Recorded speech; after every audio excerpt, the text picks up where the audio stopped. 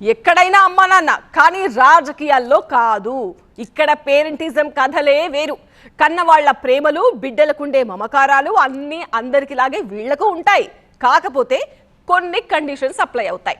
Politics లో ultimate గా అధికారమే పరమావధి కనుక ఆ తర్వాతే అమ్మా నాన్న, అన్నా చెల్లి, అన్నా తమ్ముళ్ళ సెంటిమెంట్లు. పవర్ కోసం ఏందాకైనా కొట్లాటకు దిగే కుటుంబాలకు ఇప్పుడు కొదవే లేదు. ఒకప్పుడు కడుపున పుట్టినోళ్ళు కనుక ఒక్క పిడికిలి లెక్క కూడి ఉంటారని కలలు కంటే అది వాళ్ళ అమాయకత్వమే. ఒకరికొకరు ప్రేమలు పంచుకొని తల్లిదండ్రుల రుణం తీర్చుకుంటారనుకుంటే అది అత్యాశ కిందే లెక్క. అవునండి బాబు, ఇవి రాజకీయాలు. అడ్డలనాడు బిడ్డలు గాని గడ్డలనాడు బిడ్డలు కారని ఊరికే అనలేదు పెద్దోళ్లు. రాజకీయ రంగంలో అయితే వారసత్వం కోసం నాన్నల మీదకే తిరుగుబాటుకు తెగించి సిచ్యువేషన్ డిమాండ్ చేస్తే అన్నలతోనే సిగపట్లకు దిగే సోకాల్డ్ వారసులదే ఇప్పుడు నడుస్తున్న ట్రెండ్. నాన్న కేసీఆర్ వర్సెస్ కూతురు కవిత.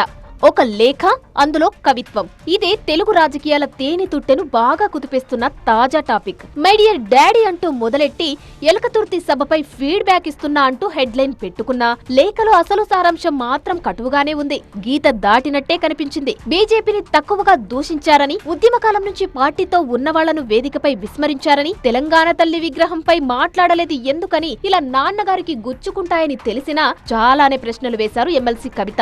లేఖ రాయడం కాదు, ఆ లేఖ లీక్ అవడాన్ని సబ్జెక్ట్ గా తీసుకుని నాన్న నుంచి దూరంగా జరిగారు ఎమ్మెల్సీ కవిత.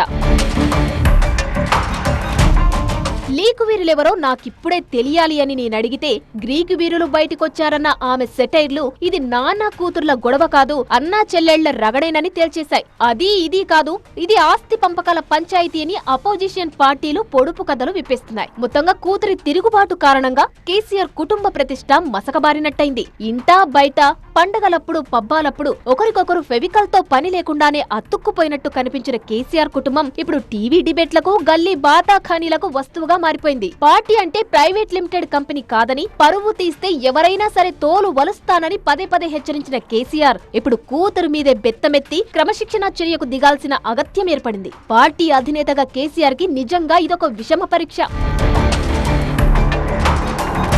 అటు బీహార్లోనూ ఇదే తరహా ఫ్యామిలీ సర్కస్ ఒకటి నడుస్తుంది. ఆర్జేడీలో ఇద్దరు సోదరులు తేజస్వి యాదవ్, తేజ్ ప్రతాప్ యాదవ్ ఎవరో ఒకరిని ఎంచుకోవాల్సి వచ్చినప్పుడు లాలూ ప్రసాద్ యాదవ్ చాలా మదనపడ్డారు. చివరకు గుండె గట్టిపరుచుకొని పెద్దోడు తేజ్ ప్రతాప్ ని కుటుంబం నుంచి, పార్టీ నుంచి వెలివేశారు. దీనికి బాగా హట్టయ్యాడో ఏమో. అమ్మా నాన్నకు ప్రేమతో అంటూ గాఢమైన భావోద్వేగాలని జొప్పించి ఓపెన్ లెటర్ రాసుకున్నాడు లాలూ కొడుకు. ప్రియమైన అమ్మా నాన్నలకు నా ప్రపంచం మొత్తం మీరే. మీరు చెప్పే మాటలు దేవుడి కన్నా గొప్పవి. నాకు మీ ప్రేమ, విశ్వాసం మాత్రమే కావాలి. మీరు లేకపోతే ఈ పార్టీ ఉండేది కాదు. కానీ మీ చుట్టూ చేరిన కొంతమంది స్వార్థపరులు నన్ను రాజకీయంగా అణిచివేస్తున్నారు. అమ్మా నాన్న మీరు ఆరోగ్యంగా, ఆనందంగా ఉండాలి. ఇదే నా కోరిక. సెంటిమెంట్ కాస్త ఓవర్ అనిపించినా కంటెంట్ మాత్రం కవిత లేఖతో పోలిక పెట్టుకునేలా ఉంది. మీ చుట్టూ దయ్యాలున్నాయి జాగ్రత్త అని ఆమె కేసీఆర్ ని హెచ్చరించినట్టే మీ చుట్టూ స్వార్థపర శక్తులున్నాయి, నీకు నాకు మధ్య దూరాన్ని పెంచుతున్నాయి అని లాలూను అలర్ట్ చేయబోయాడు పెద్ద కొడుకు తేజ్ ప్రతాప్ యాదవ్. అనుష్క అనే మహిళతో 12 ఏళ్లుగా రిలేషన్షిప్ లో ఉన్నా అంటూ అతడు పెట్టిన ఫేస్బుక్ పోస్టే అతన్ని ఇక్కట్ల పాలు చేసింది. గతంలో కూడా మాజీ సీఎం దరోగారై మనవరాలిని పెళ్లాడి వెంటనే తెగతెంపులు చేసుకున్నాడు. ఇలా వరుస వివాదాలతో ఫ్యామిలీకి, పార్టీకి తలనొప్పిగా మారాడు లాలూ పెద్ద కొడుకు. నా పెద్ద కుమారుని ప్రవర్తన మా కుటుంబ విలువలకు విరుద్ధంగా ఉంది, అందుకే తరిమేశా అని సమర్థించుకున్నారు లాలూ. అసెంబ్లీ ఎన్నికలు సమీపిస్తున్న వేళ లాలూ ఫ్యామిలీలో బీహార్లో భలే పసందైన వినోదాన్నిస్తోంది. మీరు ఎక్కడికి చూసుకున్నా కాశ్మీర్లో షేక్ అబ్దుల్లా ఫ్యామిలీ అల్లుడు బాబా దెబ్బలాడుకున్నారు, ఫారూక్ అబ్దుల్లా మిగిలేదు. కరుణానిధి కొడుకులు విడిపోయారు. అలాగే మహారాష్ట్రలో ఠాకరే ఫ్యామిలీ విడిపోయారు, శరద్ పవార్ ఫ్యామిలీ విడిపోయారు. ఆంధ్రప్రదేశ్లో మనం చూస్తే ఎన్టీ రామారావు ఫ్యామిలీ విడిపోయారు. ఎక్కడైనా రాజకీయంలో ఒక కుటుంబం ఉన్నదంటే, కుటుంబ రాజకీయం ఉన్నదంటే ఒక గ్యారంటీ ఏమిటంటే వీళ్ళు పోరాడతారు. ఆ పోరాటంలో ఆగేది లేదు. ఎవరో ఒకరు పోయే వరకు పోరాడతారు. కాంప్రమైజ్ అనేది మాత్రం ఉండదు. ఎందుకంటే రక్త సంబంధం అంటే అలాంటిది. ఇప్పుడు కవిత కేసీఆర్ మధ్య చూస్తున్న ఇష్యూ రాజకీయాల్లో కొత్తేం కాదు. అండ్ స్పెషల్లీ 1-2 కుటుంబాల చుట్టూ మాత్రమే తిరిగే ప్రాంతీయ పార్టీల్లో వారసత్వ సంక్షోభం అనేది కొత్త కాదు. గతంలో ముఖ్యమంత్రి స్థాయి నేతలు కూడా ఇలాంటి డైలమానే ఎదురైంది. తమిళనాడులో కరుణానిధి కూడా సేమ్ సిచ్యువేషన్ ఫేస్ చేశారు. స్టాలిన్, అళగిరి మధ్య వారసత్వ పోటీ నెలకొన్నప్పుడు స్టాలిన్ వైపే నిలబడ్డారు, అళగిరిని కాస్త దూరం పెట్టారు. ఇన్ఫాక్ట్ అది రాజకీయంగా ఒక తెలివైన డెసిషన్, పార్టీకి బతుకునిచ్చింది కూడా. ఇక యూపీలో ములాయం సింగ్ యాదవ్ కూడా వారసత్వ పరీక్షను ఎదుర్కొన్నారు.